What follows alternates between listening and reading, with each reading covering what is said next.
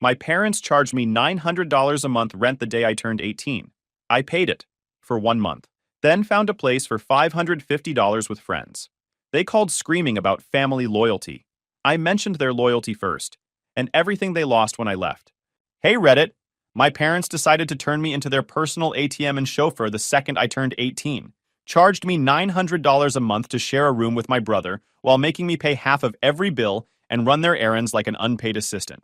I paid it for exactly 1 month before finding my own place for $550. What followed was absolute chaos when they realized their meal ticket just walked out the door. So I'm 23 male, sitting here in my own apartment, finally able to sleep past 6 a.m. on a Saturday without someone banging on my door demanding I drive my sister to the mall. It's been 5 months since I moved out, and my parents are still losing their minds about it.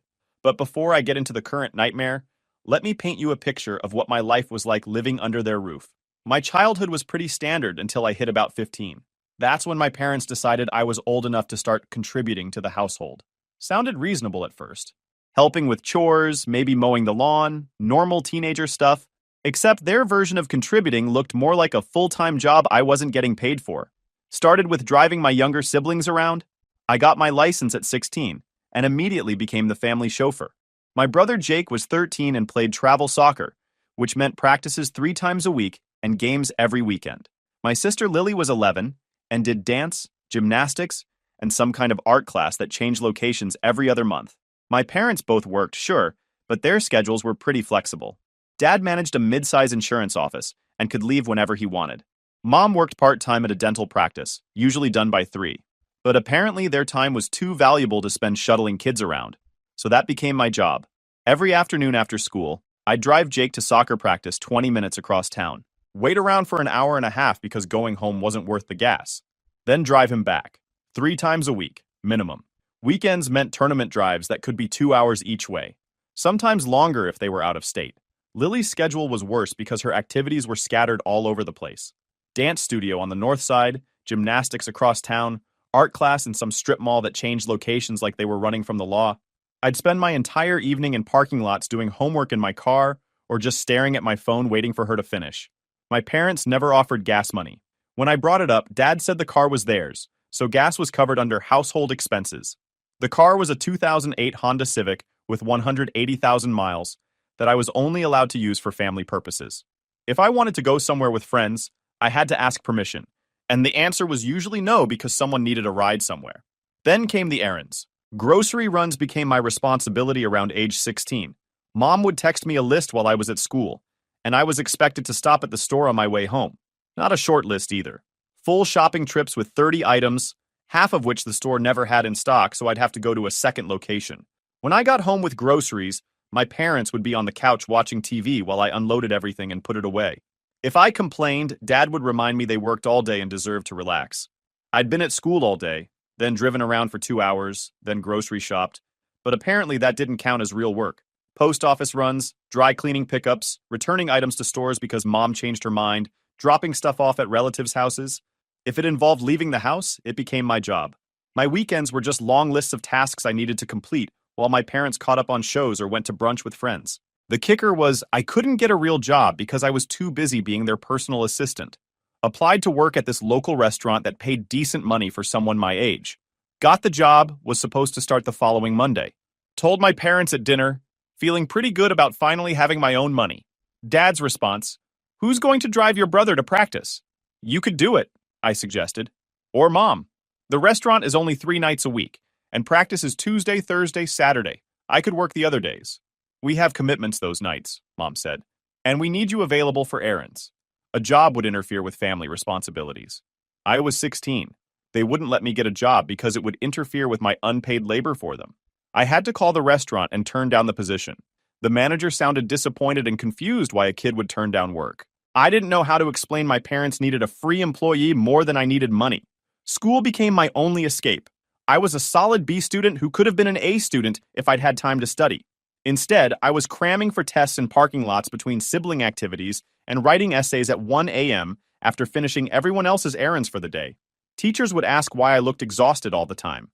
I'd make up excuses about poor sleep or staying up too late playing video games. Couldn't exactly tell them my parents were treating me like their personal assistant, And I'd been awake until midnight the previous night because Jake needed a ride home from a friend's house 40 minutes away. My senior year, I applied to colleges. Got accepted to a decent state school about 3 hours from home. Not my dream school, but solid academics, and far enough away that I couldn't commute. I was counting down the days until I could escape this whole mess. That's when my parents dropped their master plan on me. We were at dinner when Dad cleared his throat in that way that meant he had something important to announce. I figured he was going to tell me they'd found some new way to make me useful over the summer before college started. "We've been thinking about your college situation," Dad began, "and we don't think it makes financial sense for you to move to campus when you could attend community college here and live at home." My stomach dropped. "But I already got accepted. I sent in my deposit." "We'll get that refunded," Mom said. "Community college is much more affordable, and you can transfer after 2 years. Plus, we need you here." "Need me for what?" "Well, someone has to drive Jake and Lily around. They're getting busier with their activities. Jake made the elite travel team, which means more practices and weekend tournaments. Lily just joined the competitive gymnastics team. We're going to need more help, not less." There it was. They didn't want me to go to college because it would interfere with my role as their unpaid chauffeur and errand boy. My future was less important than their convenience. I should have fought harder. Should have demanded they honor my college acceptance. But at 17, I didn't really know I had options. They controlled everything, my car access, my finances, even my paperwork. So I went along with it. Enrolled at the local community college that fall. Decent school, not what I wanted, but figured I'd make it work for 2 years and then transfer. At least I'd be away from home during the day and could maybe get a part-time job. Wrong on both counts. Community college classes were only 3 days a week, which my parents saw as more availability for family duties. And when I tried getting a job again, got the same answer. Family responsibilities came first. Those 2 years were a continuation of high school. Drive siblings around, run errands, do what I was told. Except now, I was also taking college classes. So I had even less time for myself. My social life was non-existent because I never had free time to hang out with anyone. Made a friend named Connor in one of my classes. Good guy, similar major. Actually understood what I was going through because he had demanding parents too. We'd grab lunch between classes sometimes when I wasn't running errands. Connor lived off campus with 2 roommates in a house they rented. Paid $400 a month each plus utilities. I'd go over there occasionally, and it felt like visiting another planet. They had their own space, made their own schedules, ate when they wanted, came and went as they pleased. Basic adult freedom that seemed impossible for me. "Why don't you just move out?" Connor asked one day. "Can't afford it. I don't have a job." "Get a job then. Problem solved."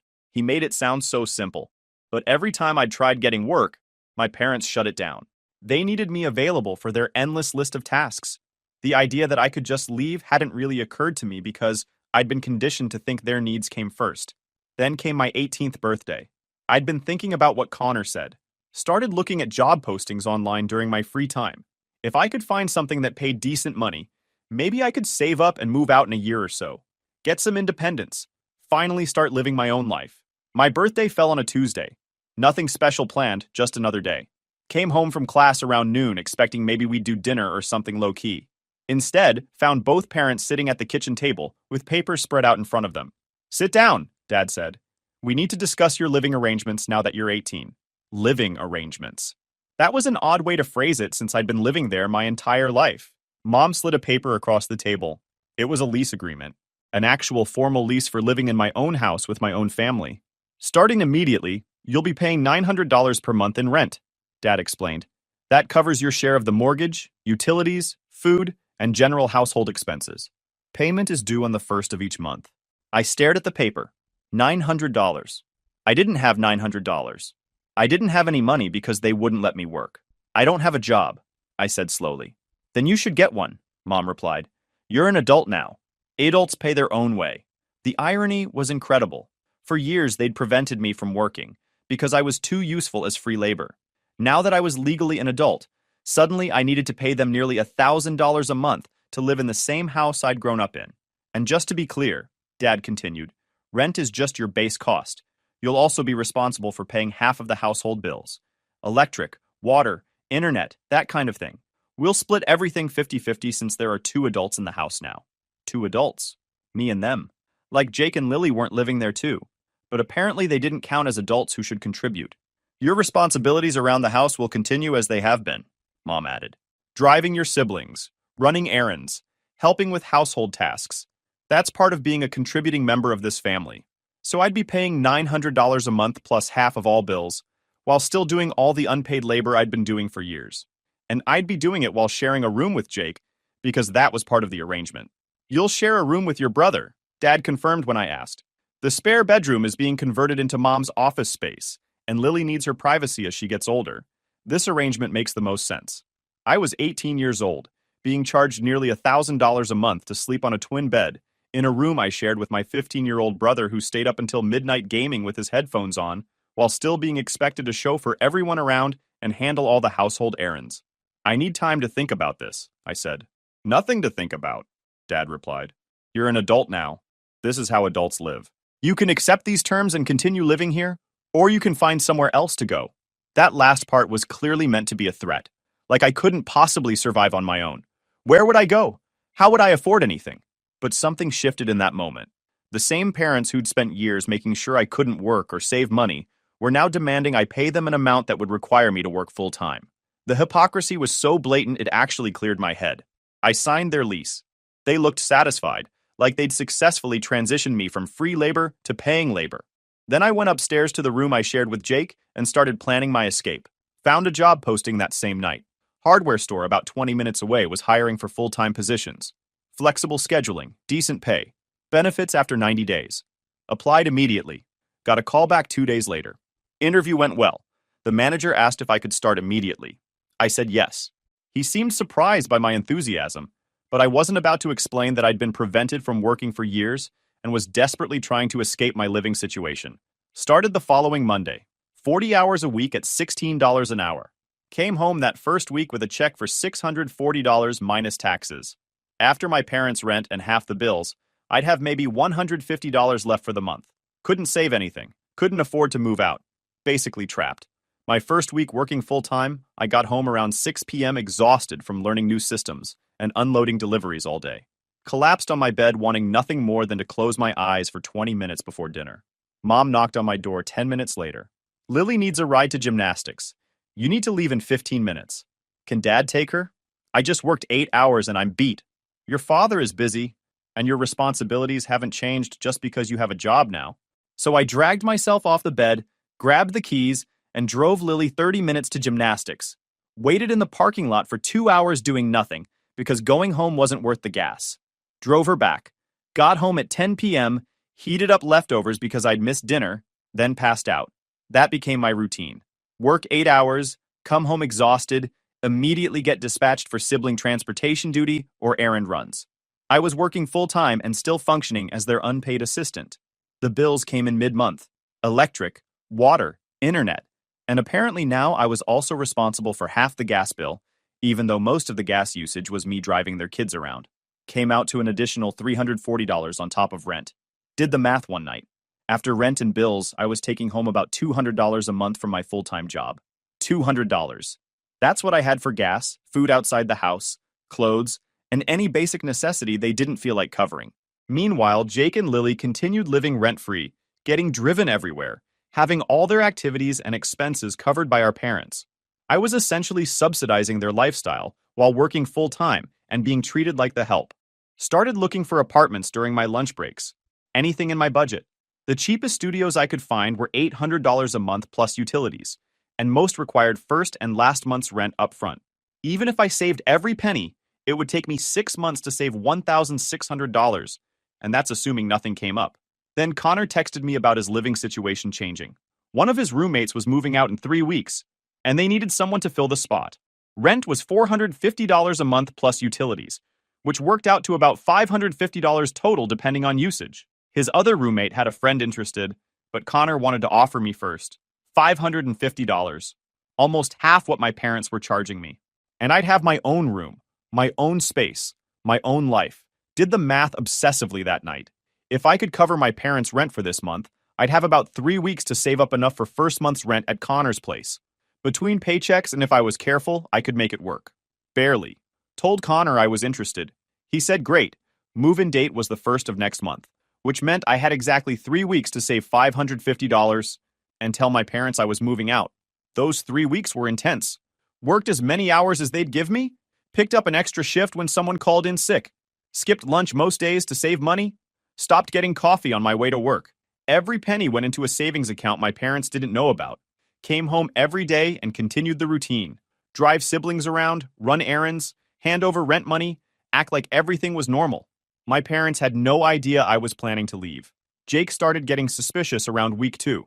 He'd wake up sometimes and find me looking at apartment listings on my phone at 1 a.m. "You moving out?" he asked one night. "Maybe," I said. "When?" "Soon." "Are you going to keep driving me places?" That question hit different. Like he'd gotten so used to me being his personal chauffeur that he couldn't imagine life without it. He wasn't worried about losing his brother. He was worried about losing his ride. "Probably not," I admitted. He just shrugged and went back to his video game. Didn't ask any follow-up questions, didn't seem particularly concerned. Just accepted that his free transportation service might be ending. 2 days before move-out day, I calculated my finances one last time. Had $580 saved up. Enough for rent and utilities with a tiny buffer. Packed my essential belongings in boxes and garbage bags. Didn't have much since most of my money had gone to my parents. But I had enough to get started. The morning of the 1st, I loaded my car while my parents were at work and Jake was at school. Took 3 trips to get everything over to Connor's place. Texted my parents that I needed to talk to them when they got home. Both arrived around the same time, 5:30 p.m. Found them in the kitchen where I'd left a note saying to meet me there. "What's this about?" Dad asked. "We have plans tonight. I'm moving out," I said simply. "I found a place with some friends. Rent's cheaper, and I'll have my own room. I'm packed and already moved my stuff." The silence was thick enough to cut. Mom looked confused, like I'd just told her I was speaking a foreign language. Dad's face was turning red in that way it does when he's about to lose his temper. "You can't just move out," Mom finally said. "We have a lease agreement." "Month-to-month lease," I corrected. "I paid this month's rent. I'm giving you notice I won't be paying next month."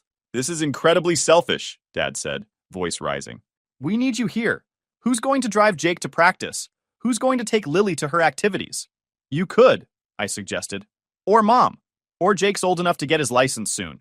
"That's not the point. You have responsibilities to this family." "Had responsibilities," I corrected. Past tense. "I'm an adult now, remember?" "That's what you said. Adults make their own choices about where to live." Mom tried the guilt angle. "After everything we've done for you. Put a roof over your head, fed you, raised you. This is how you repay us? I just paid you $900 to share a room with my brother while doing all your errands and driving your kids around. I'm pretty sure we're even." "That's different. That's contributing to household expenses." "Right. Household expenses. For a house I'm not going to be living in anymore." Dad tried commanding me to unpack my stuff and get back home.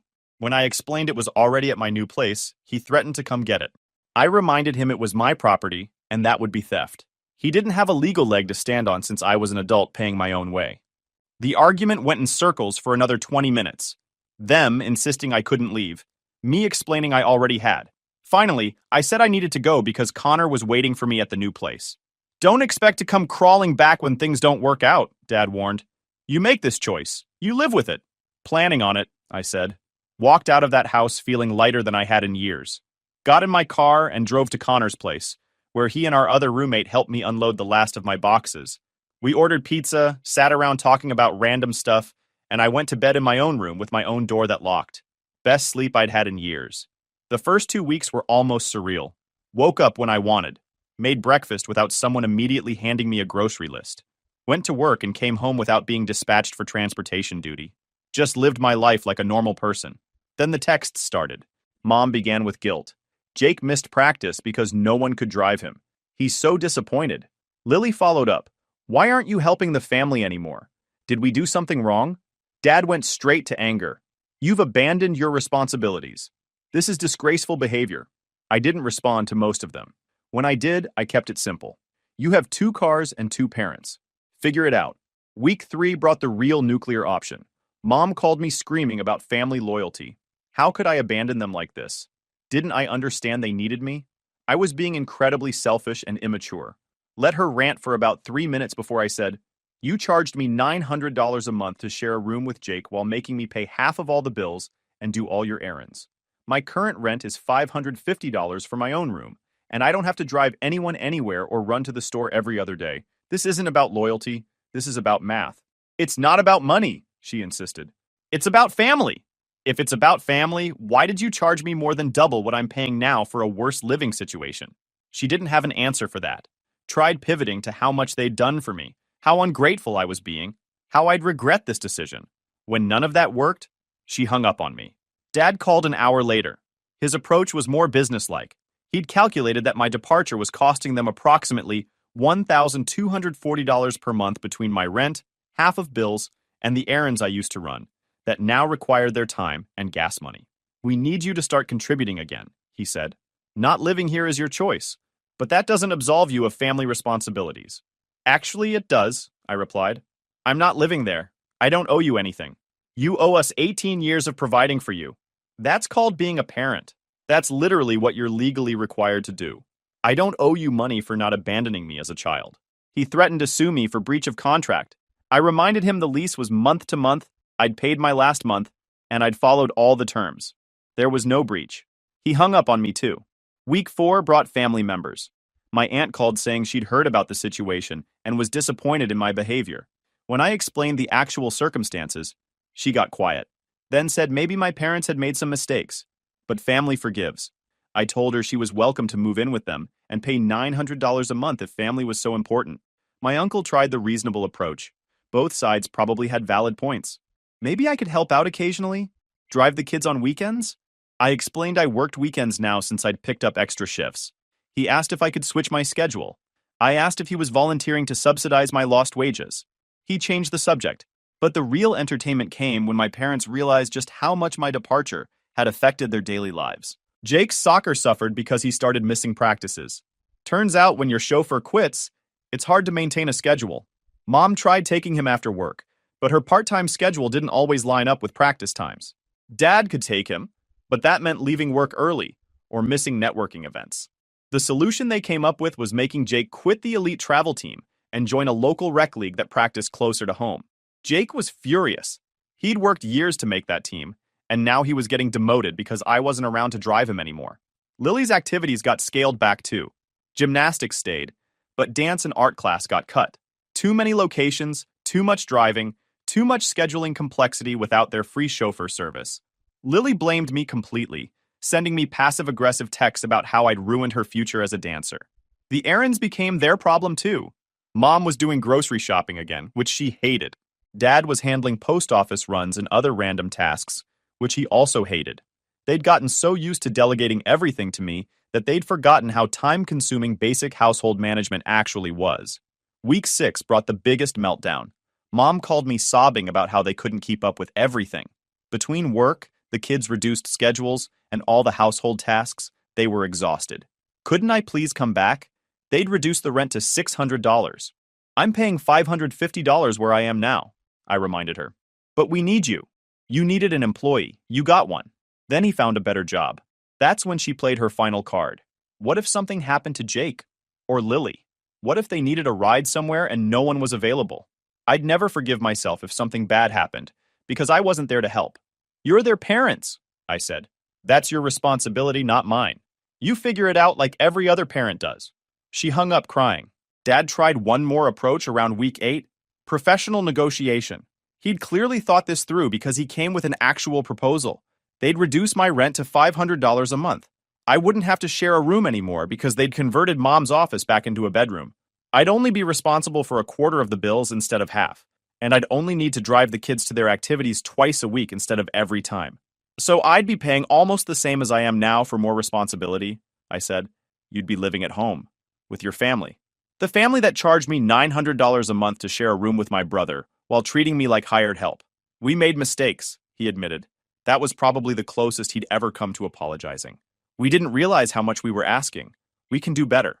I'm sure you can, I said, but I'm good where I am.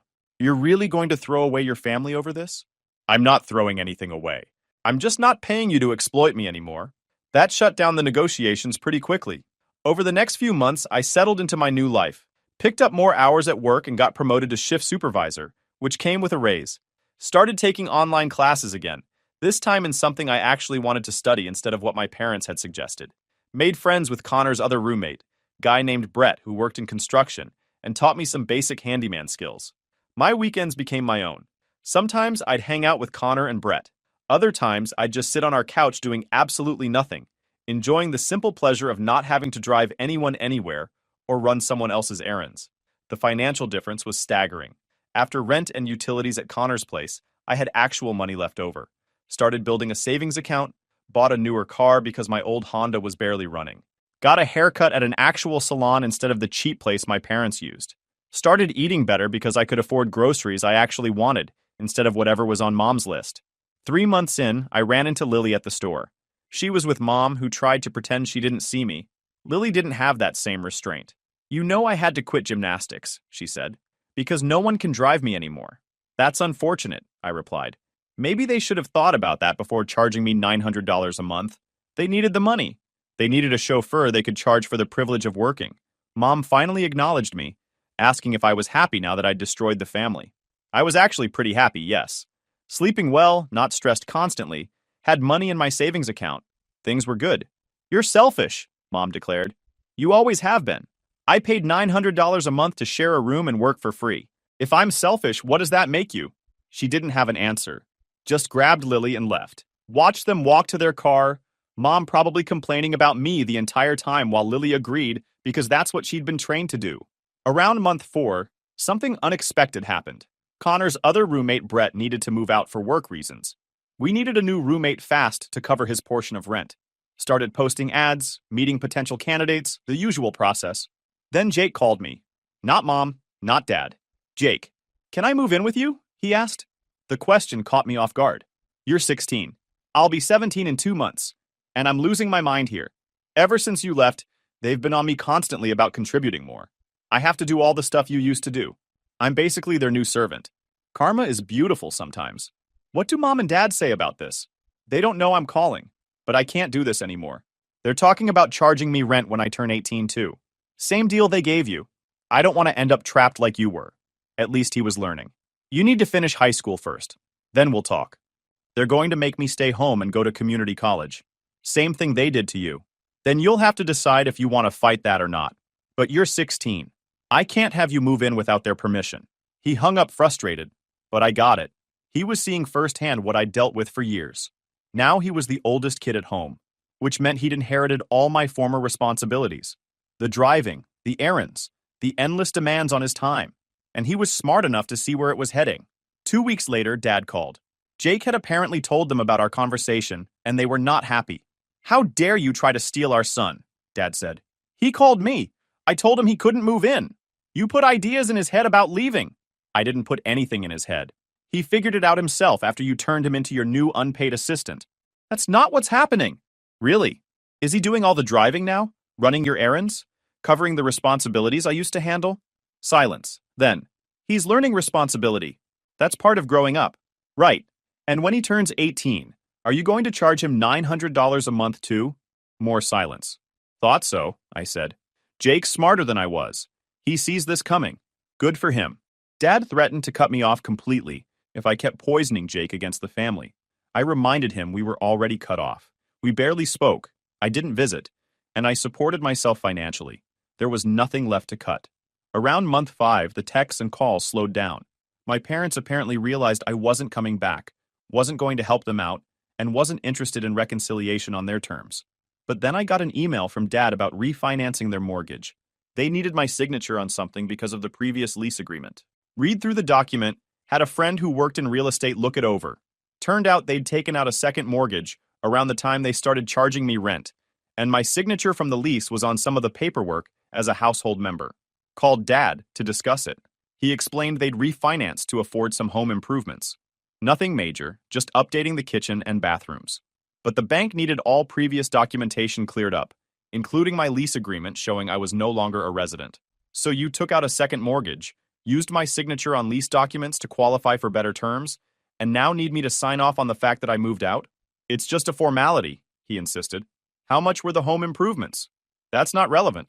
"Dad, how much?" Long pause. "About $40,000. 40 grand. They'd refinanced their house for $40,000 in improvements right around the time they started charging me $900 a month, which meant they could have afforded not to charge me at all. They just wanted extra cash flow for their kitchen renovation. "I'll sign the paperwork," I said. But I want something in writing saying I'm released from any future claims related to that property or household expenses. That's already implied in the lease termination. Get it in writing from a lawyer, or I don't sign. He tried to argue, but I held firm. They needed my signature to clean up their refinancing mess. I needed legal protection from any future claims they might invent. Week later, got a letter from their lawyer confirming I had no financial obligations to the property. Signed their paperwork and sent it back. That was the last time I spoke to Dad. 5 months after moving out, I was having the time of my life. Work was going great. Got another promotion to assistant manager with a significant raise. Started dating this girl named Ashley, who worked at the coffee shop next to my work. We'd go out on actual dates where I could afford to pay for dinner and a movie without calculating if I'd have enough gas money to get to work the next week. Connor and I found a new roommate, guy named Phil, who worked night shifts as a hospital security guard. Perfect arrangement because he was quiet during the day while we were working, and we were quiet at night while he was gone. The three of us got along well, split everything fairly, and nobody tried to exploit anyone else's labor. Finished my associate degree through online classes. Started applying to 4-year programs at universities in the area. Got accepted to 2 of them with partial scholarships. Decided on the one with the better program for my major and enrolled to start in the fall. This was the life I'd been working toward. The life my parents had tried to prevent by keeping me locked down as their personal assistant. And it felt incredible. Then Jake turned 17. He called me on his birthday. They gave me a car, he said. That's good. It's the Honda, your old car. The one I'd driven into the ground shuttling them around for years. They'd held onto it after I bought my own vehicle, and apparently fixed it up enough to be Jake's birthday present. Cool, I said. So you can drive yourself places now. That's the thing. They expect me to drive Lily around, take her to practice, pick her up from friends' houses, do the grocery runs, all the stuff you used to do. So don't do it. They'll take the car back if I don't help out. And there it was. They'd given him a car specifically so he could become their new chauffeur. Same pattern, different kid. That's your choice to make, I told him. You can do what they want and be their employee, or you can stand up for yourself and deal with the consequences. Easy for you to say. You already got out. And you can too. In a year when you turn 18. But you'll have to make the same choice I did. He hung up frustrated. Couldn't blame him. Being in that situation with no clear way out was awful. But I'd shown him it was possible to leave. What he did with that information was up to him.